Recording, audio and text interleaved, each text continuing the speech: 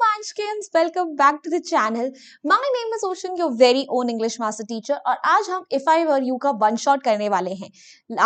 आपको भी गाइस ये मेक श्योर करना है कि आप इस चैप्टर को जल्दी से जल्दी रिवाइज करो ताकि एग्जाम में आपका टाइम वेस्ट ना हो और स्टिल मेक श्योर करो कि आपको सारे पॉइंटर्स पता हो ताकि आप इसे सारे रिलेटेड क्वेश्चंस को अच्छे से आंसर कर सको। Then this is the video for you because इसमें हम थीम को, कैरेक्टर स्केचेस को, स्टोरी को सब कुछ अच्छे से डिस्कस करेंगे in a very short span period of time. तो प्लीज मेक श्योर करना इस वीडियो को आप एंड तक जरूर देखो। सबसे पहले वीडियो को लाइक कर दीजिए and do not forget to subscribe to our channel as well. Moving on guys, सबसे पहले हम सेशन का फ्लो डिस्कस कर लेते हैं।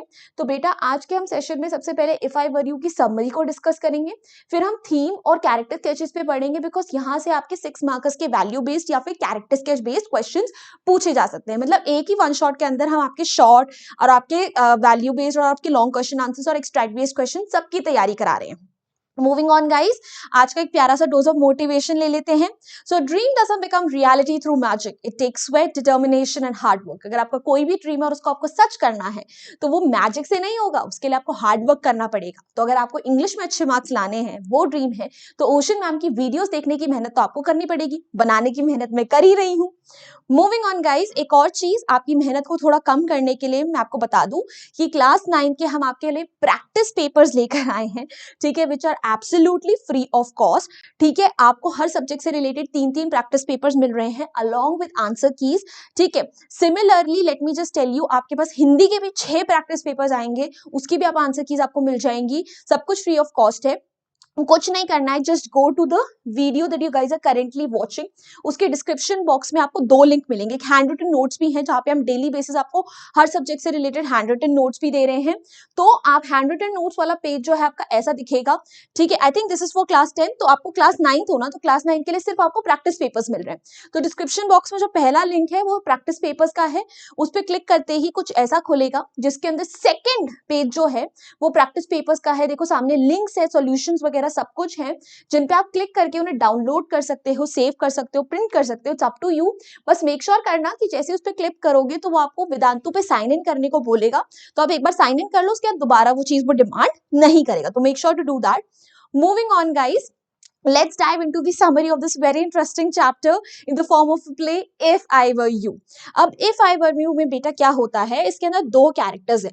एक है हमारा जेरार्ड जो कि थिएटर के बिजनेस से जुड़ा है, probably he is a play right, वो प्लेस वगैरह लिखता है और ये ना अपनी थिएटर में जाने की ही तैयारी ही कर रहा था, इसको प्रैक्टिस के लिए जाना था, फोन कॉल में था और उसी टाइम पर एक इंट्रूडर होता है जो जबरदस्ती कहीं घुसता है, ठीक है, ये यहाँ पर घुस आता है जिसका प्लान था कि वो जेरार्ड को मार के उसकी आइडेंटिटी लेकर वहां पर उसकी तरह रहेगा। सो जेरार्ड एक प्ले राइट है जिसे अपना घर से जाना था ताकि वो प्रॉप्स वगैरह डिलीवर कर सके रिहर्सल के लिए। फोन पे बात करने के बाद अपना ट्रैवल बैग पैक कर रहा होता है और उसी टाइम पे एक इंट्रूडर आ जाता है जिसके हाथ में गन होता है और वो जेरार्ड को मार के उसकी आइडेंटिटी लेकर वहां पर जीना चाहता था। ठीक है, अब जैसे ही वो बंदा वहां पर आता है, ही न्यू उसके हाथ में एक गन है। स्टिल जो जेरार्ड है ना वो बहुत ज्यादा काम रहता है, वो उसे बहुत प्यार से बुलाता है कि अरे अरे बैठो बैठो, आप तो कितने अच्छे से हो, आप मतलब बड़े, मैं बहुत टाइम से मेरे पास कोई आता नहीं था मिलने, आपसे मिलकर मुझे बड़ा अच्छा लगा। और वो देखता है कि जेरार्ड और उस इंट्रूडर के बीच में ना बहुत ज्यादा सिमिलैरिटीज है, ठीक है, मतलब उनके जो फेशियल स्ट्रक्चर वगैरह है वो बहुत ज्यादा मिलता है। इसलिए मेरे ख्याल से उसने उसे एक टारगेट बनाया था कि मैं इसकी आइडेंटिटी आराम से कॉपी कर सकता हूं। तो इंट्रूडर और जेरार्ड के बीच में बहुत ज्यादा रिजेंबलेंस होती है और जेरार्ड जो होता है वो बड़ा कूल सा रहता है, he doesn't panic, he seeing he is at gun point but still वो बिल्कुल पैनिक नहीं करता है। ठीक है, अब इंट्रूडर जो है वो अपनी पूरी कहानी बताता है। वो बोलता है कि वो एक ज्वेलरी रॉबर है, ठीक है, और उसने बाई चांस क्या हुआ था, गलती से एक ना पुलिस को किल कर दिया था, पुलिसमैन को, जिसके बाद उसके पीछे पुलिस पड़ी हुई है। तो एक दिन उसे जेरार्ड दिखता है एंड उसको दिखता है कि यार ये दोनों आपस में हम बहुत रिजेंबल करते हैं, प्लस ये बहुत मिस्टीरियस सा बंदा है या ज्यादा किसी से बातचीत नहीं करता, तो ही थॉट में जेरार्ड बनकर आराम से इसकी जगह ले सकता हूँ। अब ये सब कहानी जब ये बता रहा था तो उस टाइम पे हमारे क्या बोलते हैं जेरार्ड को पता चल जाता है कि ये इंट्रूडर जो है ये तो बड़ा बेवकूफ है। अब इसने अपनी पूरी कहानी बता दी, तो अगर मैं शांत रहूंगा और अच्छा से प्लान बनाऊंगा तो प्रेजेंस ऑफ माइंड से मैं इसको आराम से अपने आप को बचा भी सकता हूँ और इसे बंद भी कर सकता हूँ।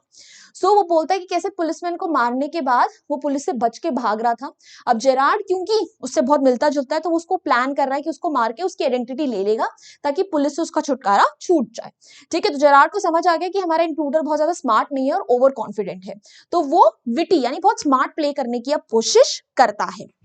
अब जेरार्ड इंट्रूडर को बताता है कि तुम मेरे पीछे इसलिए पड़े हो ना क्योंकि तुम्हें लगता है कि मुझे मारकर तुम्हारा पुलिस से छुटकारा हो जाएगा, but let me just tell you कि ऐसा नहीं होगा, बिकॉज मेरे पीछे भी पुलिस पड़ी है, बिकॉज मैंने भी किसी का मर्डर करा हुआ है।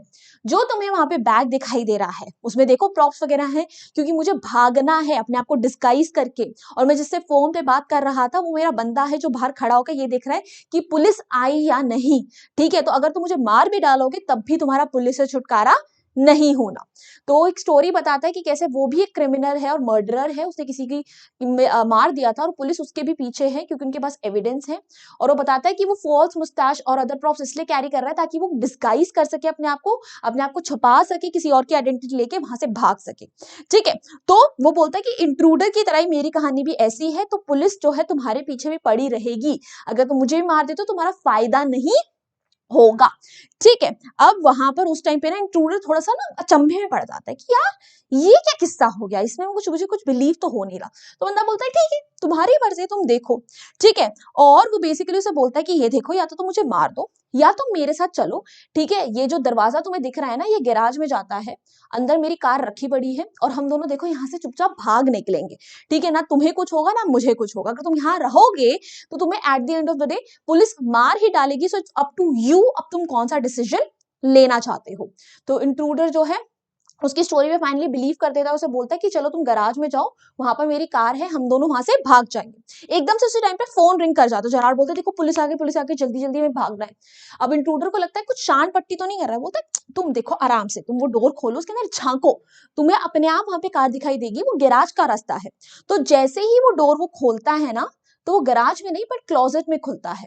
तो और जेरार्ड उसे जल्दी से ना अंदर धक्का देके उसे बंद कर देता है, और उसके बाद डायरेक्टली फोन घुमाता है अपने दोस्त को कि सुनो मैं रिहर्सल के लिए नहीं आ पाऊंगा, बट प्लीज हमारा जो वो फ्रेंड है ना पुलिस, उसको जरा प्लीज कॉल कर दो, मुझे यहाँ पे थोड़ा सा इमरजेंसी है, मुझे उसकी नीड पड़ेगी। And that's how the story ends. तो डोर जो था वो कबर्ड का था, जैसे ही इंट्रूडर उसमें आगे झुकता है जेरार्ड उसे पुश करके कबर्ड के अंदर उसे बंद कर देता है, और सर्जेंट यानी कि फिर वो पुलिस को लिए फोन कर देता है ताकि वो इस चोर को उन्हें पकड़वा सके। So that's all about the story. अब जल्दी से स्टोरी का थीम भी देख लेते हैं। थीम क्या है? इंटेलिजेंस और प्रेजेंस ऑफ माइंड की इंपॉर्टेंस बताई गई है कि अगर आप इंटेलिजेंट हो, प्रेजेंस ऑफ माइंड का यूज करते हो, तो आप बड़ी से बड़ी सिचुएशन में से बाहर निकल सकते हो। प्लस कूल टेम्पर यानी शांत रहना कितना जरूरी है क्राइसिस यानी प्रॉब्लम के टाइम पे। अगर जेरार्ड जो है वो हड़बड़ा जाता, घबरा जाता, पैनिक कर जाता, तो हो सकता है कि इंट्रूडर उसे मार देता, but since he kept his calm, वो आराम से एक प्लान सोच पाया जिससे वो अपनी भी मदद कर पाया। ठीक है, और खुद को बचा भी लिया उसने। सो गाइस इसलिए बोलते हैं कि शांत रहना बहुत ज्यादा जरूरी होता है। Moving on. ठीक है, अब अगर हम कैरेक्टर स्केचेस की बात करें इस चैप्टर में, तो सबसे पहले हम जेरार्ड को देखते हैं। ठीक है, जेरार्ड कौन है? प्ले राइट है, he is the protagonist of the story, जिसपे आपको मेनली फोकस करना है। ठीक है, वो एक प्ले राइट है, थिएटर से एसोसिएटर है।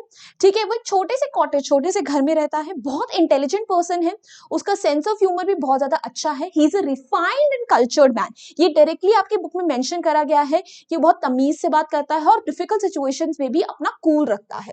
उसका प्रेजेंस ऑफ माइंड बहुत अच्छा है और स्टोरीज बनाने में उसके महारत हासिल है, वो बहुत आराम से फेक स्टोरीज बना लेता है। वो आराम से इंट्रूडर को इस बात के लिए भी कन्विंस कर लेता है कि जेरार्ड खुद ब खुद एक क्रिमिनल है और पुलिस उसके भी पीछे पड़ी है। Now, if we talk about the intruder, he is a criminal who has no qualms. Basically, he doesn't care about taking innocent lives. तो फर्क नहीं पड़ता वो किसी की मार देगा, उसने पहले भी मर्डर करा है, वो दूसरी बार मर्डर करने के लिए भी रेडी है। वो जेरार्ड के कॉटेज में जब एंटर करता है तो वो उसे मर्डर करने के प्लान से ही एंटर करता है और सोचता है कि मैं इसे इम्पर्सोनेट यानी इसकी आइडेंटिटी लेकर आराम से वहां पर जीऊंगा। बट गलती क्या हो जाती है दैट वो अपना पूरा का पूरा प्लान जो है जेरार्ड को रिवील करके बता देता है, जिसके बाद जेरार्ड उसे बेवकूफ बना देता है। फाइनली ही सकम्स यानी ही गिव्स अप टू यानी he believes Gerard plan and gets caught. Finally वो जेरार्ड के प्लान को ही बिलीव कर देता है, जिसकी वजह से वो एंड में पकड़ा जाता है। And that's all. चलिए फिर गाइस, दैट्स इट। अब भाई हमारा टेलीग्राम चैनल का भी लिंक डिस्क्रिप्शन बॉक्स में दिया गया है। Please join community over here as well. जो हैंड रिटन नोट्स मैं बोल रही थी वो आपको यहाँ पर डेली बेसिस पे मिल जाएंगे। जो भी वीडियोस, जैसे आपने ये भी देखा तो इसके भी नोट्स मिल जाएंगे, तो जरूर जरूर ज्वाइन करना guys. Also moving on, this is my Instagram handle. Feel free to ping me over here as well. Lastly, if you enjoyed this video, hit the like button, share it with your friends, and do not forget to subscribe to our channel as well. So bye bye guys, hasta la vista, फिर मिलेंगे पढ़ते पढ़ते।